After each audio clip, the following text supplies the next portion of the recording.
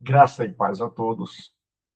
Eu sou o professor Gilberto Rebouças e nós estamos para mais uma aula do Seminário de Educação Teológica das Assembleias de Deus, o CETAD. O CETAD você pode estudar online. As aulas ficam gravadas e você pode assistir de duas maneiras. Você pode assistir em casa, pós a aula, porque as aulas ficam gravadas, e você pode assistir online ou ao vivo, a segunda, 20 horas. Então, nós temos um curso para aquelas pessoas que não podem sair de casa para estar no seminário presencial, mas querem fazer um curso de teologia. É um curso livre. Você pode entrar em contato conosco pelo WhatsApp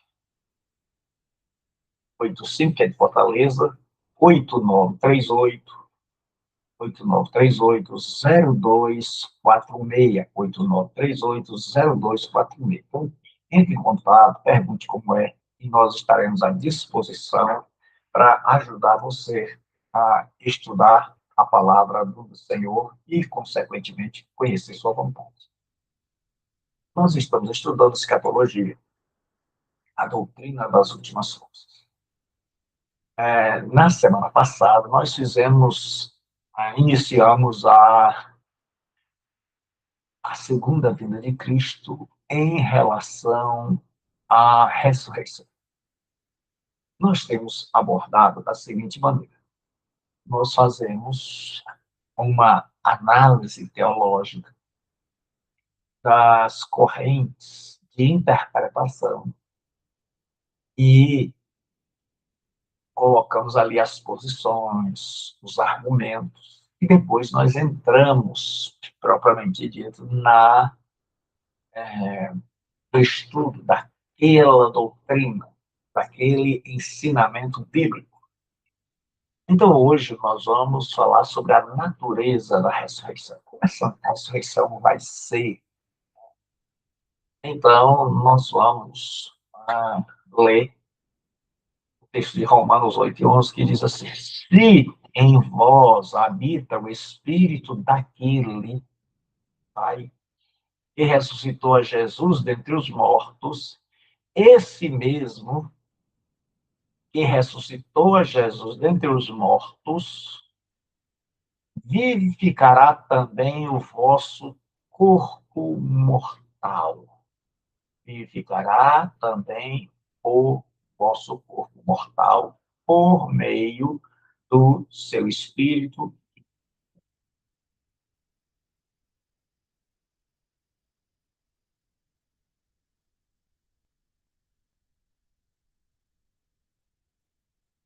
Deus abençoe, Evaldo. Então, vamos lá. Senhor nosso Deus, Pai, nós estamos em Tua presença, pedimos a Tua bênção, pedimos a Tua direção, pedimos que nos ensine, porque nada somos sem Senhor. Ilumina-nos, ó Pai. Dá-nos graça, sabedoria para aprendermos contigo. Em nome de Jesus. Amém. Então, hoje nós vamos ver a natureza da ressurreição. A ressurreição, ela será corporal, será física. Paulo diz que se em nós habita o Espírito de Deus que ressuscitou a Jesus Cristo, esse mesmo Espírito vivificará também o nosso corpo mortal. Então, qual é a natureza da ressurreição?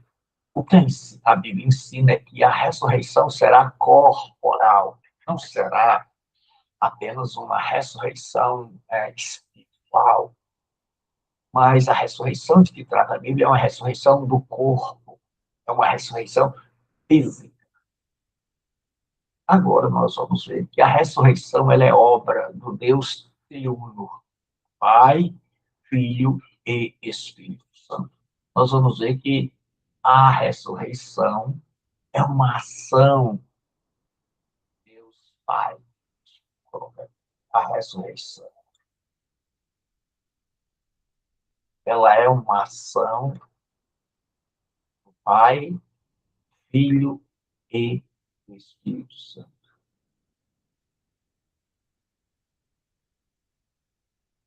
A ressurreição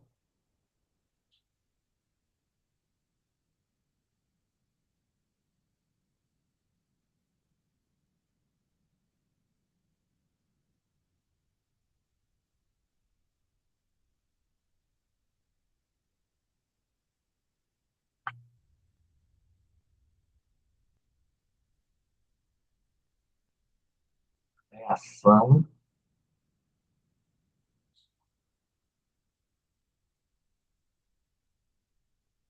também é ação, e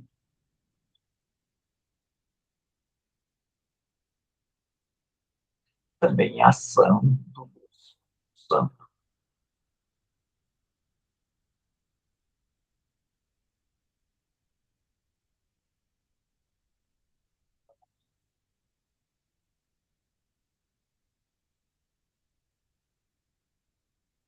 Então, nós vamos ver que a natureza da ressurreição é que ela é uma ressurreição do nosso corpo.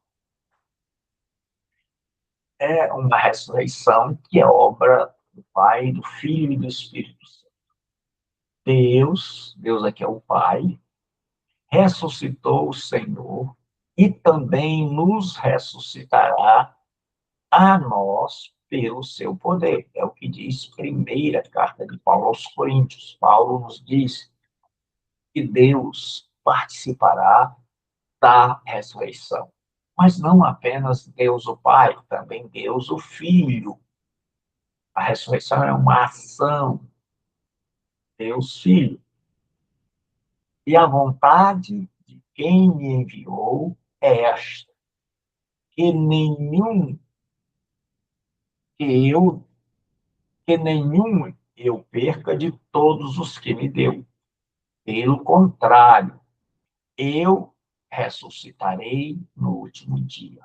Jesus, ele diz que o Pai quer que ele não perca nenhum dos que o Pai o deu.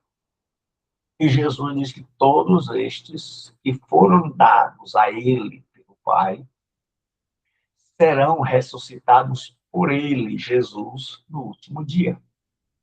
E ele diz, de fato, a vontade de meu Pai é que todo homem que vir e nele crer tenha a vida eterna, e Jesus o ressuscitará no último dia. Mas é também uma ação do Espírito Santo. Se habita em vós o Espírito que daqueles ressuscitou a Jesus dentre os mortos, esse mesmo que ressuscitou a Jesus Cristo dentre os mortos, vivificará também o vosso corpo mortal por meio do seu Espírito que em vós habita.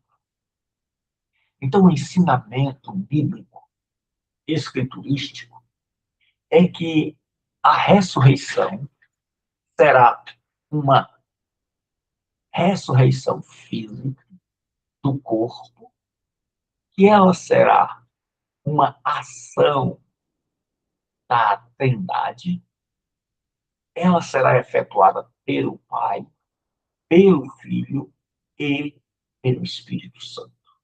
Agora, a, a ressurreição, ela é importantíssima. A ressurreição é a doutrina, é a pilastra sobre a qual se encontra o cristianismo. É mais ou menos assim. Vou tentar fazer aqui uma ilustração.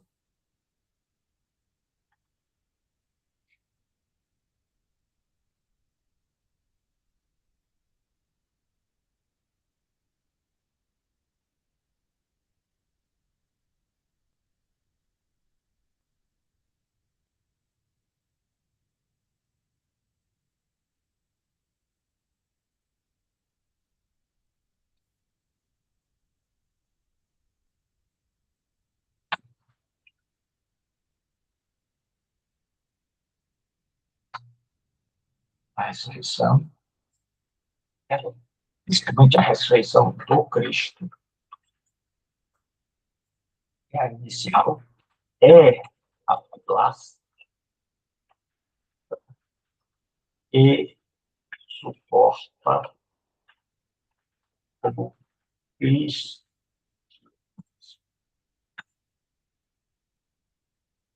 A ressurreição tem por base a ressurreição de Cristo. Então, vamos colocar aqui a ressurreição embaixo.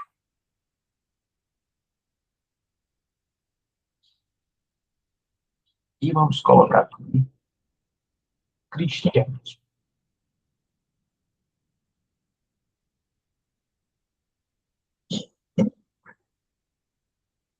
E aqui, entre as duas, nós vamos colocar uma pilastra.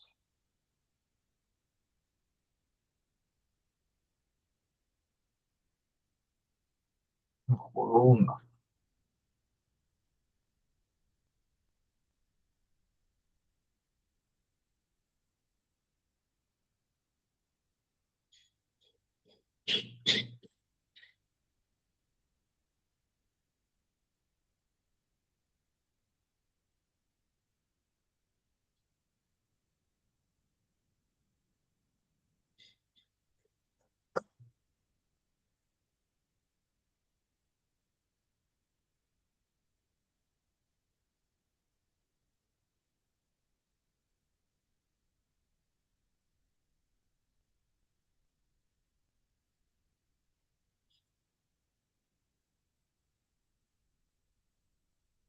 A doutrina da ressurreição de Cristo, ela é a pilastra que vai sustentar o cristianismo.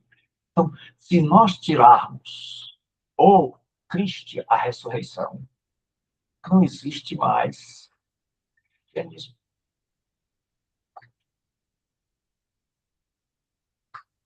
Então, a doutrina da ressurreição, ela é fundamental, é essencial para o cristianismo. Ela é a grande esperança. Então, nós vamos ver qual é o ensinamento da Escritura sobre essa questão da importância da ressurreição. Paulo vai tratar um dos maiores textos sobre a ressurreição. Encontra-se em 1 Coríntios, capítulo 15, onde Paulo vai fazer uma abordagem bastante extensa, não tanto quanto a gente queria. Nós precisamos lembrar de que a Bíblia não tem um tratado teológico, mais aproximado disso é 1 Coríntios, capítulo 15, onde nós temos ali em rápidas pinceladas a abordagem da doutrina da ressurreição. Mas nós temos uma mensagem teológica e não um tratado teológico. O tratado teológico a gente faz pegando, colhendo, pensando de vários lugares aquilo que a Escritura ensina sobre a ressurreição. Então, quando a gente pega, nós vamos ver como é importante a doutrina da ressurreição. Na igreja de Corinto, havia alguns que estavam negando a ressurreição, que diziam que a ressurreição não existia. Corinto era vizinha de Atenas, era uma cidade grega. E Corinto tinha sido influenciada pela cultura grega, e a cultura grega ensinava que o corpo era a prisão da alma. E salvação, de acordo com a cultura grega, era a separação entre a prisão, que era o corpo, e a alma. Isso acontecia por ocasião da morte, em que a alma se libertava da prisão, que era o corpo.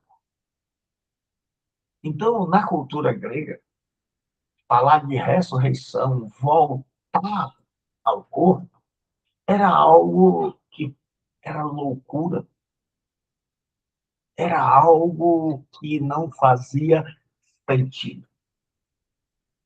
Então, os coríntios, alguns deles, influenciados por esta cultura, eles negavam essa doutrina da ressurreição.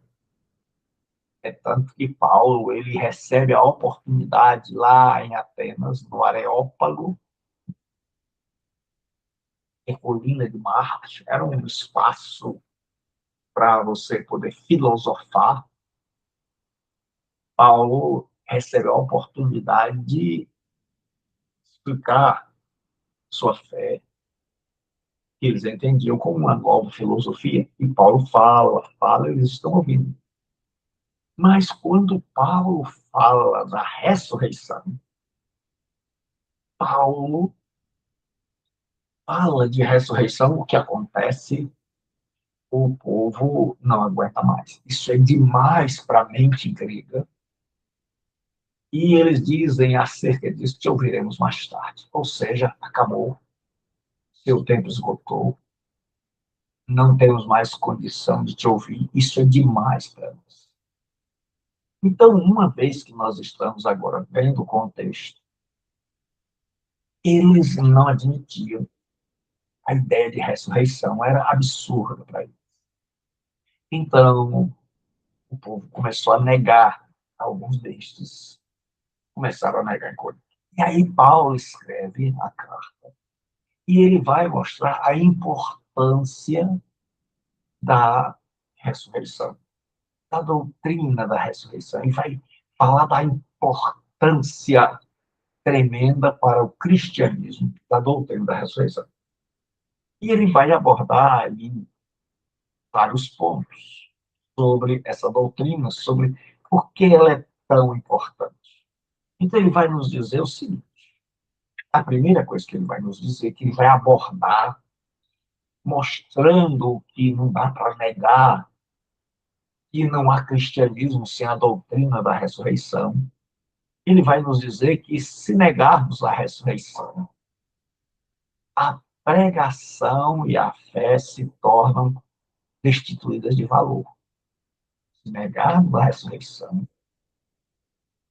ele diz: olha, pessoal, vocês estão negando a ressurreição, mas olha o que acontece se a gente negar a ressurreição. Ele diz: a pregação e a fé se tornam sem valor. Veja como é importante a doutrina da ressurreição. Ele diz: se não há ressurreição de mortos, como que o povo vem dizendo, então Cristo também não ressuscitou, porque se não há ressurreição, ninguém ressuscita. Ele diz: se vocês negam a doutrina da ressurreição, então vocês que são cristãos e estão negando a ressurreição, vocês têm que negar toda a ressurreição. Então, o que a gente tem é que, se a gente admitir essa negação de vocês, Cristo também não ressuscitou. E ele diz: e quais são as implicações? E se Cristo não ressuscitou, se Cristo não ressuscitou, o que acontece? Paulo diz: é vã a nossa pregação, é inútil, é vazia, é oca, não tem conteúdo. Ele diz: a nossa pregação não tem nenhum poder. A nossa pregação é vazia e é vã a vossa fé. Ele diz: o que nós pregamos não tem utilidade. E a fé que vocês demonstraram nessa abraçar essa pregação também é inútil. Então ele está dizendo, olha, se não há ressurreição, se nós negarmos a doutrina da ressurreição, primeiro, nós temos também que dizer que Cristo não ressuscitou, porque acabaria com o cristianismo. Segundo, você lembra da pilastra, a ressurreição de Cristo.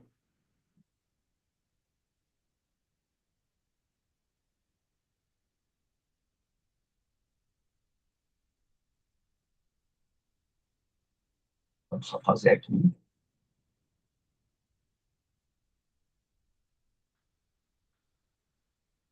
a ressurreição de Cristo.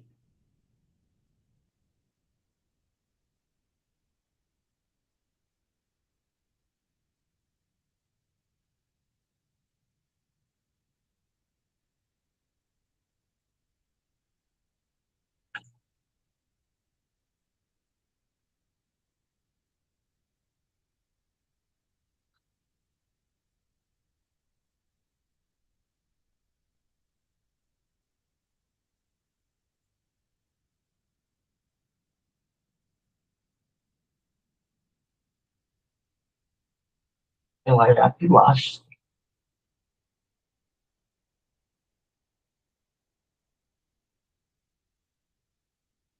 a ressurreição de Cristo. Ela é a coluna que sustenta o cristianismo.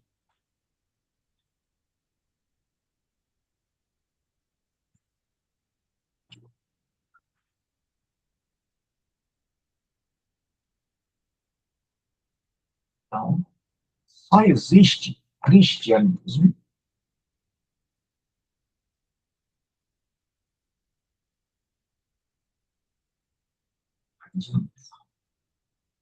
só existe cristianismo por causa da ressurreição.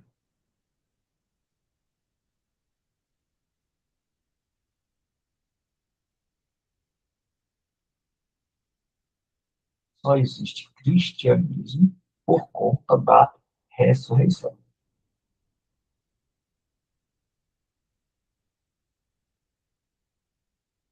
A coluna que sustenta o cristianismo é a ressurreição.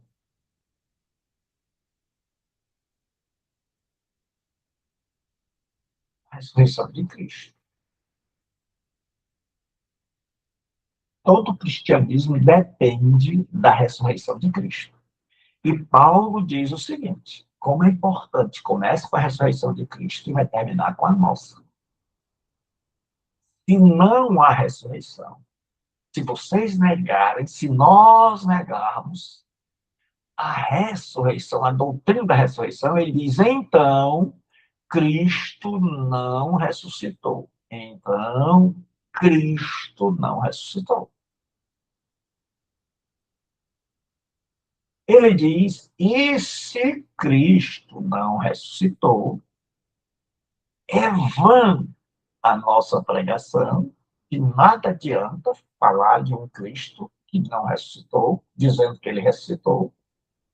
Isso é inútil, porque só tem valor com a ressurreição, e a vossa fé também é vã.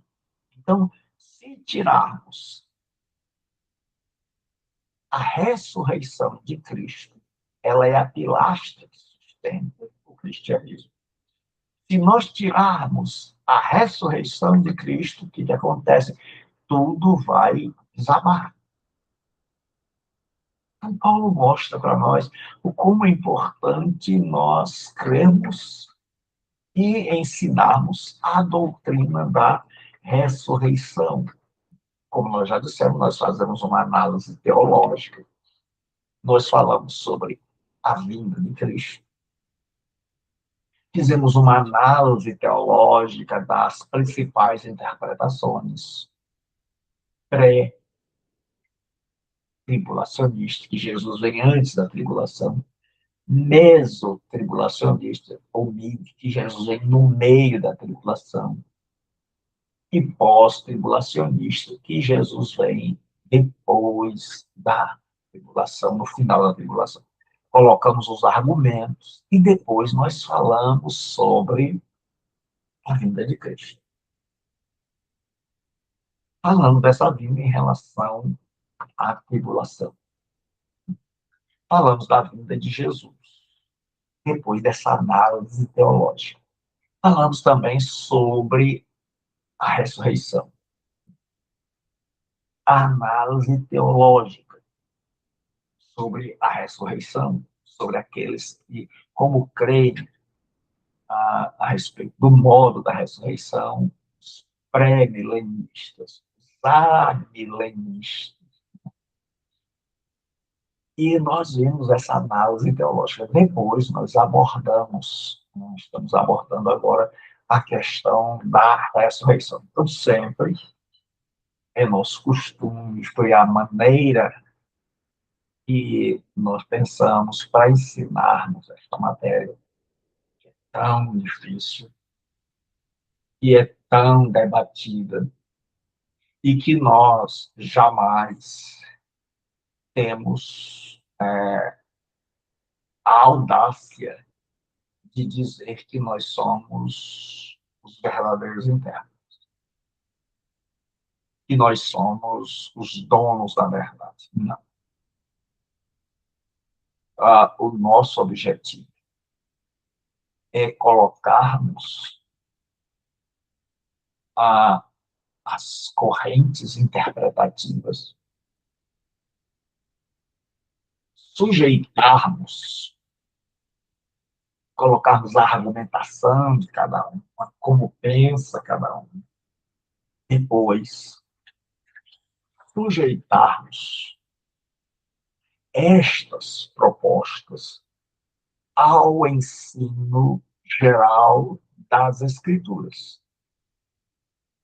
E uma vez sujeitadas estas argumentações ao ensino da Escritura e da teologia, nós chegamos a uma conclusão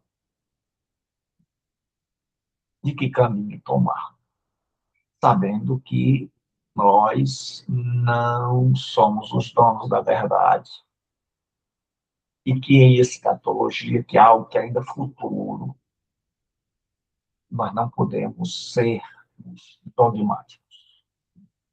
Gravar, dizer, vai ser assim. Mas, entretanto, contudo, todavia, nós estamos trilhando um caminho de termos um referencial, um norte que vai nos guiar e que o aluno não precisa seguir o professor.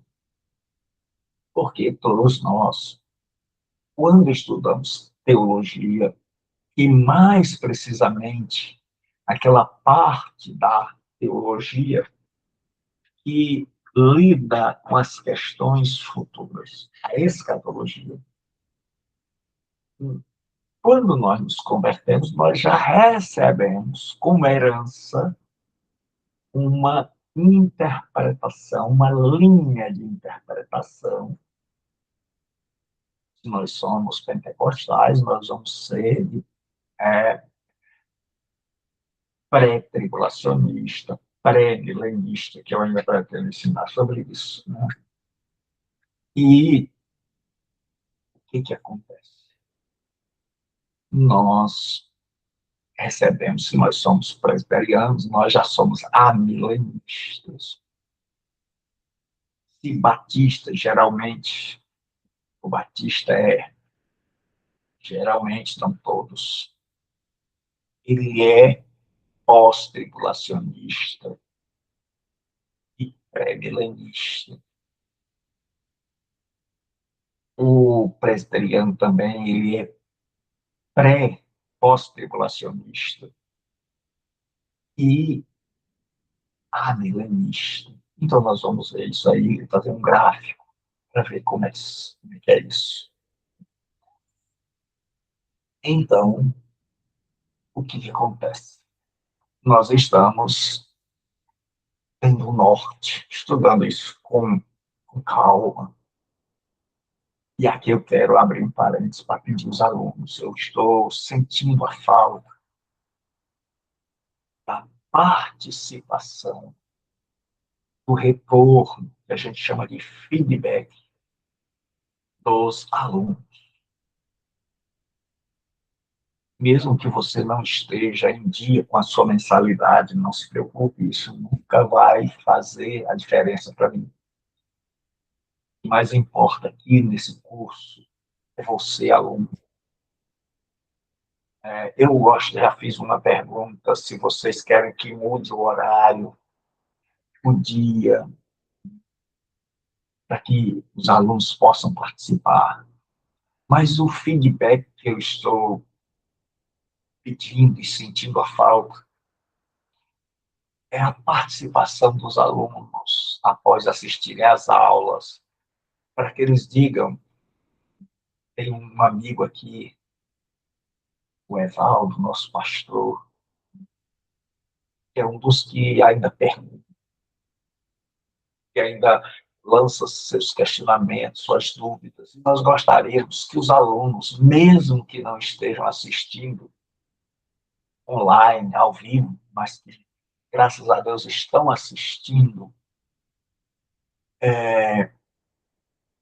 gravada, não só assiste, mas coloque suas perguntas no grupo do WhatsApp, coloque também naquelas aulas que são só para os alunos, nessas aulas que eu coloco,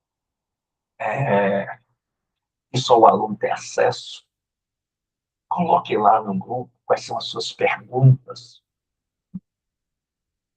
quais são as suas dúvidas. Por quê? Porque são coisas novas. Nós aprendemos escatologia por um lado, nós aprendemos escatologia apenas como herança denominacional, eclesiástica da igreja que nós nos convertemos, congregamos. Então, agora nós estamos procurando assistir, ver escatologia, estudarmos, de um ponto de vista mais amplo.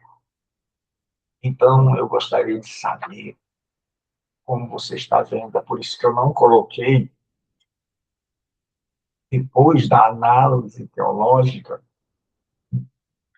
uma posição para deixar o aluno livre para que ele escolha a posição que para ele faz mais sentido, já que é a nossa última disciplina.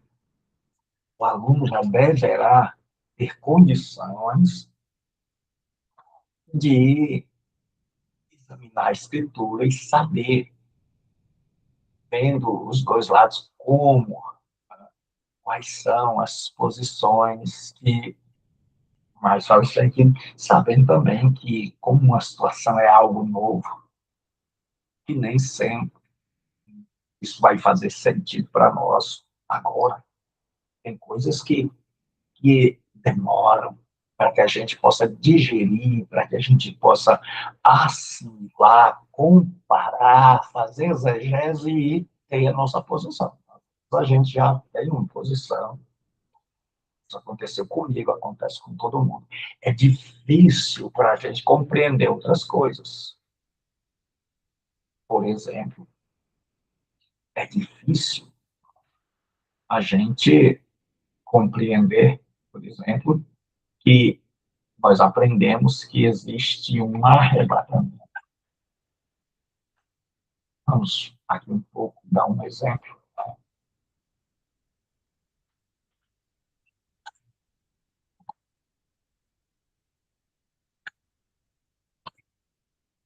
Então, e vocês, nós aprendemos o seguinte: o que, que, era, o que era certo para nós? nós aprendemos que a segunda vinda de Cristo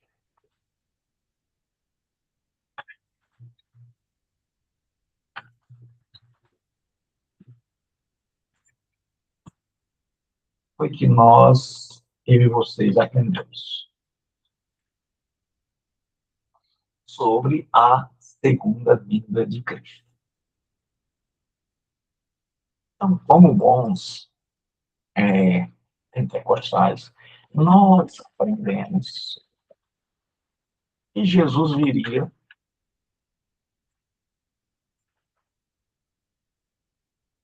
uma única vez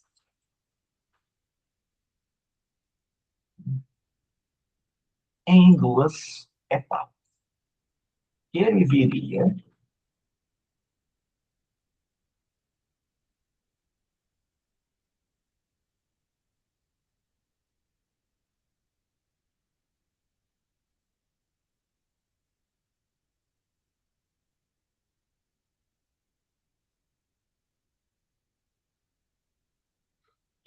no arrebatamento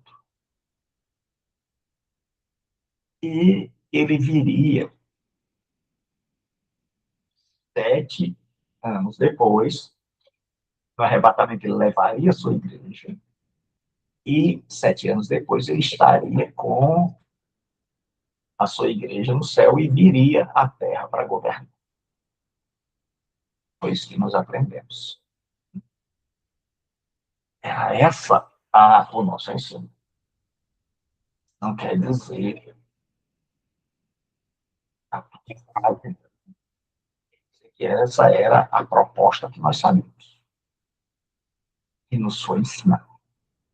Depois, nós vimos que existe uma segunda vinda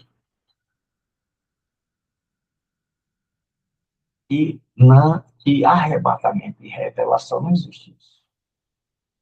É apenas a segunda vinda de Cristo, que Jesus virá, encontrará a sua igreja nas nuvens e retornará com ela à terra. Nessa primeira que nós vimos, a igreja, ela encontrar-se-á, Jesus encontrará a igreja no meio, nos ares,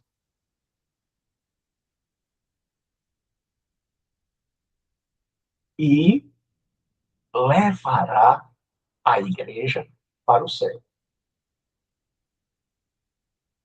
Foi isso que nós aprendemos. No arrebatamento, Jesus vem, encontra a igreja, ele vem até as nuvens, ele não virá à terra, ele encontra a igreja nas nuvens e retorna com ela, ele vem do céu e a leva para o céu. 7 anos depois. Seu Gilberto. Oi, diga-me. Assim, meu querido, me diga uma coisa. Eu estava observando essa aula aí, da outra vez passada, eu ia até fazer uma pergunta, e o senhor tocou no assunto de novo, Pode fazer. em relação à vinda dele, Uhum. mas a Bíblia não afirma assim plenamente que ele leva para o céu a igreja. Isso. Ou diz? Não. Foi isso que nós procuramos ensinar. Né? O texto, ele não diz, há uma dedução de ambos os lados. Né? Então, o lado dispensacionalista diz o seguinte, que Jesus virá e eles deduzem que vai no arrebatamento e a igreja, Jesus vem, encontra a igreja nos ares Isso. E volta com ela para o céu. Né? Essa é a posição deles. Então, o que acontece? E depois, 7 anos depois, ele vem com a igreja. Vem com a igreja. O que acontece? O texto não diz claramente assim, Jesus desce, encontra e volta para o céu. O texto diz somente que há um encontro nos ares. Aí a segunda coisa, como é que interpreta agora o, o pós? O pós ele interpreta o seguinte: Jesus vem, ele vem do céu e ele vai encontrar a igreja nas nuvens, e eles usam a palavra apântesis. E a palavra grega para encontro. E apântesis significa encontro com alguém de muito prestígio, é uma comissão.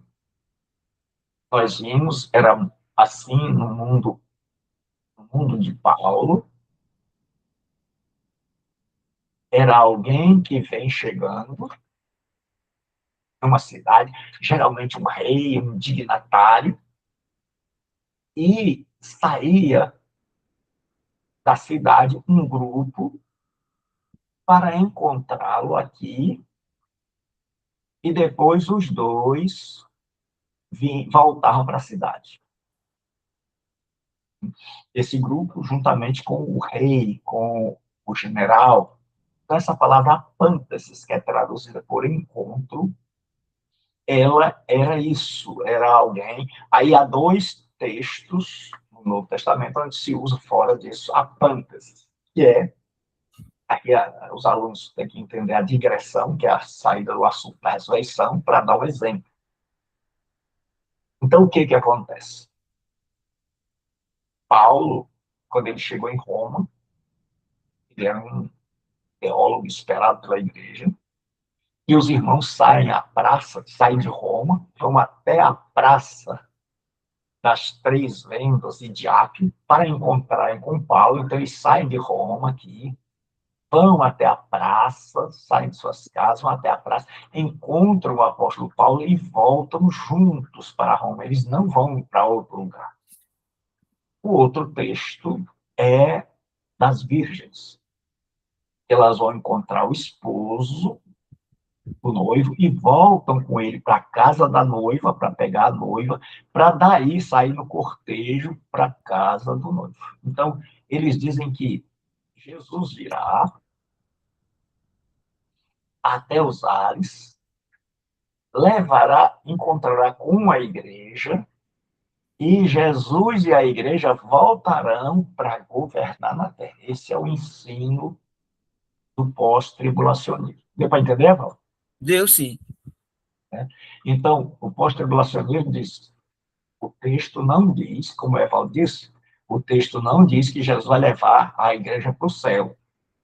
O texto vai dizer que Jesus vai levar a sua igreja, vai encontrar com a sua igreja apenas, e aí, como não diz, literalmente, Jesus vai descer a terra, ou Jesus vai para o céu, diz apenas que nós nos encontraremos com ele nos ares e estaremos para sempre com ele. Então, como não diz, então existem essas duas interpretações. Deu para entender, Val? Entendi plenamente, pastor.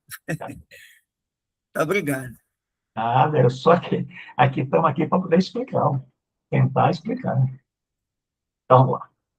Vamos agora sair da digressão. Então, eu peço aos alunos, e como o nosso querido Evaldo, que vocês coloquem suas dúvidas, que o que a gente está aprendendo não é para sair ensinando aí pelas igrejas, sabendo que a igreja ela é pré-tribulacionista, né? Então, vá devagar, vá primeiro aprendendo, como as orientações que eu passei, primeiro entenda, depois estude, ninguém é obrigado a seguir isso ou aquilo, mas vá formando sua teologia. Então, o que que acontece? Paulo diz, já que Cristo não ressuscitou, é vã a nossa pregação, os apóstolos, e é vã a vossa fé. Não tem utilidade nenhuma, nem nós pregarmos, nem vocês crerem. Então vejam como é importante a doutrina da ressurreição que nós estamos estudando. Outra coisa que Paulo diz é: se negarmos a ressurreição, os apóstolos são falsas testemunhas. Olha o que ele diz. E somos tidos por falsas testemunhas de Deus. Ele diz: se não há ressurreição, se nós negarmos esta doutrina, ele diz: nós somos falsas testemunhas, porque temos asseverado contra Deus que ele ressuscitou a Jesus Cristo, ao qual ele não ressuscitou. Está dizendo, se Deus não ressuscitou a Jesus Cristo, então nós estamos pregando a mentira. Ele diz: se é certo que os mortos não ressuscitam. Ele diz: se isso for certo, que vocês estão negando, ele diz: porque se os mortos não ressuscitam, a conclusão é que ninguém ressuscitou, inclusive Cristo. Então ele está dizendo: olha, se nós negarmos isso, os apóstolos, aqueles que são os referenciais, aqueles que escreveram o Novo Testamento e as diretrizes, são grandes mentirosos. Eles foram enganadores.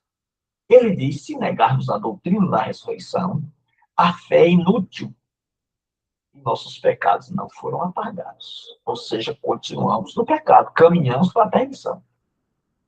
Ele diz: se Cristo não ressuscitou, é vã a vossa fé e ainda permaneceis nos vossos pecados. Se não há ressurreição, Cristo não ressuscitou. E se Cristo não ressuscitou, vocês ainda continuam no pecado, vocês estão enganados. E ele diz que se não há ressurreição, os cristãos que faleceram na fé, que morreram em confiança, estão perdidos. Ele diz: e ainda os que dormiram em Cristo, dormiram eufemismo, pereceram, morreram e se acabou. Então, se nós negarmos a doutrina da ressurreição, tudo isso vai cair por terra. E ele diz: se nós negarmos a doutrina da ressurreição, nós somos aquelas pessoas que são dignas de lastro, de dó, de piedade. Ele diz: se a nossa esperança em Cristo se limita apenas a esta vida, somos os mais infelizes de todos os homens. Ele diz: se nós não aguardamos uma ressurreição, se não tem ressurreição, e a única coisa que Cristo pode nos oferecer são somente as coisas desta vida, ele diz: então, nós somos os mais infelizes, os mais dignos de misericórdia. Aqueles que o mundo tem que olhar e ter pena, porque nós somos enganados, tapeados. Mas o bom é que Paulo diz: mas de fato Cristo ressuscitou. Mas ele coloca todas as complicações de caso aquela crença deles fosse verdade. E caminhando para o fim da nossa aula, a mecânica da ressurreição, como é que acontece, como é que funciona? Paulo agora vai dizer como é esse processo da ressurreição. Como é que funciona isso? Ele vai dizer que a morte, ele vai comparar primeiro, ele vai usar uma metáfora tirada da agricultura. E ele vai dizer que para haver ressurreição há necessidade de morrer. E ele vai comparar a morte como a morte de uma semente que é jogada ao solo. E que Jesus também falou isso. Se o grão de trigo caindo na terra não morrer, fica ele só, mas se morrer, dá muito fruto. Paulo vai seguir os passos de Jesus e vai nos dizer: mas dirá alguém, está imaginando aqui um interlocutor que é grego, que está defendendo essa tese que não há ressurreição. A pessoa vai dizer, né? Como ressuscitam os mortos? É a primeira pergunta. Segunda, em que corpo vem? Paulo diz: olha, vai ter gente aí que vai dizer como ressuscita. Em que corpo vem?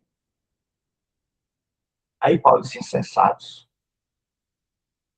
Aí ele, para ilustrar isso, ele vai usar a metáfora. Porque semeias não nascem se primeiro não morrer. É a primeira coisa. Aí ele vai dizer que há uma distinção entre o corpo atual e o corpo da ressurreição. Ele diz, quando você semeia, continuando usando a metáfora, não semeias o corpo que há de nascer, de ser. Você não semeia.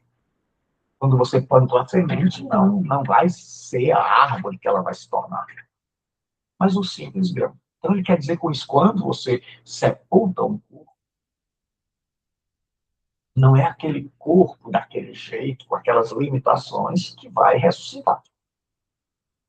Mas sepultar um corpo é semelhante a plantar uma semente. Ele diz como de trigo e qualquer outra semente. Aí ele vai dizer que Deus é que nos dará um corpo apropriado para viver com ele na eternidade. Ele diz, mas você planta o corpo, mas Deus dá como lhe aprouver, dá a cada uma das sementes o seu corpo apropriado. Paulo diz, você planta um grão, que a gente aqui no Ceará chama de caroço, de semente. Você planta uma semente e Deus dá a cada semente um corpo. A mangueira de um jeito, a cajueira de outro, a abacateira de outro. Deus dá a cada um corpo, apesar da gente ter plantado apenas a semente. Então, isso significa que nós vamos sepultar um corpo físico e Deus vai ressuscitar e vai nos dar um corpo apropriado, não mais doente, não mais limitado, mas um corpo glorioso para passarmos com ele a eternidade.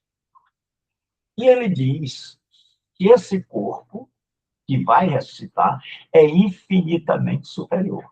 Ele vai dizer, ele vai usar agora a questão da distinção, da diferença, que era muito estudada na época, entre principalmente os corpos celestes.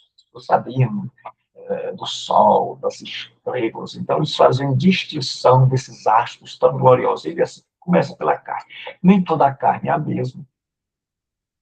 Porém, uma é a carne dos homens, outra é a carne dos animais, e outra a ave, e outra dos... Também há corpos celestes e corpos terrestres. E, sem dúvida, uma é a glória dos celestiais e outra é a glória dos terrestres. Ele está dizendo, olha, existem animais, existem seres humanos, e existem astros. Ele vai dizer que é claro que em glória o Sol é muito maior que o ser humano terrestre, que um animal. E ele vai dizer, um é a glória do Sol, outro é a glória da Lua e outro é a glória das estrelas. Porque até entre estrela e estrela há diferença de esplendor. Então ele vai nos dizer com isso que na ressurreição nós iremos, assim como existe diferença gritante entre os astros de cima e os corpos celestes de cima e os corpos aqui de baixo, há uma diferença muito grande, imensurável, entre o corpo da ressurreição e o corpo que nós temos hoje. E aí, ele vai nos dizer agora que o corpo da ressurreição será incorruptível. Ele diz, pois assim também é a ressurreição dos mortos. Semeia-se corpo na corrupção, ressuscita-se na incorrupção. Ou seja, quando a gente sepulta um corpo que vai apodrecer. Mas na ressurreição, que não está mais sujeito a apodrecer. Semeia-se em desonra, doente, envelhecido. Ressuscita-se em glória, cheio de vida, de vigor, de beleza. Semeia-se em fraqueza, se decompondo, aquejado. Ressuscita-se em poder. Semeia-se corpo natural, ressuscita-se corpo espiritual. Então, ele vai dizer o seguinte, que aqueles crentes precisam saber que vai haver, que a morte é como plantada uma semente. Mas que Deus vai dar a essa semente um corpo conforme lhe apraz, um corpo apropriado para viver com ele na eternidade. E aí, para a gente já estar caminhando para o fim dessa aula de hoje, e eu vou mandar o material todo até hoje, eu estou ainda editando, a vitória da ressurreição. Nós vimos na escatologia individual que a morte é o fim para o homem. A última coisa que acontece com ele. E ele aguarda a ressurreição, que a ressurreição é o triunfo sobre a morte, o último inimigo. Então, a vitória da morte, sobre a morte, ela começa na ressurreição de Cristo. Jesus disse assim, e o que vivo e fui morto, mas eis que estou vivo para todo sempre. Amém. E tenho as chaves da morte e do inferno. Então, Jesus é aquele que ressuscitou, e vive, que foi morto, mas que está vivo e que venceu a morte. E Paulo vai nos dizer que na segunda vinda de Cristo, nós seremos ressuscitados e teremos a vitória sobre a morte. Ele diz assim, e quando este corpo corruptível, a ressurreição, se revestir de incorruptibilidade, e o que é mortal, o corpo atual, se revestir da imortalidade, o corpo da ressurreição, então se cumprirá a palavra que está escrita. Tragada foi a morte na vitória. Então, nós aguardamos a ressurreição. Aguardamos que essa doutrina é tremenda, é importantíssima, e nós não podemos deixar de estudá-la. Então, que Deus nos abençoe. Alguma pergunta mais, Evaldo? Até agora não, pastor. Eu vou assistir de novo, aí eu vejo. Eu gosto de assistir duas vezes. Quero pedir aos alunos que venham aqui no YouTube, por favor, aqueles que não vão assistir, se não puderam assistir, procurem aqui, né, o nosso grupo. Venha aqui nas aulas, por favor. Se você não for inscrito, se inscreva, vai estar me ajudando. Venha aqui nas aulas, coloque sua presença. Vem aqui, coloque aqui embaixo, clique nesse sininho aqui, ó, que tem uma notificação para eu ver. E, graças a Deus, nós temos o Vicente comentando, o Adriano.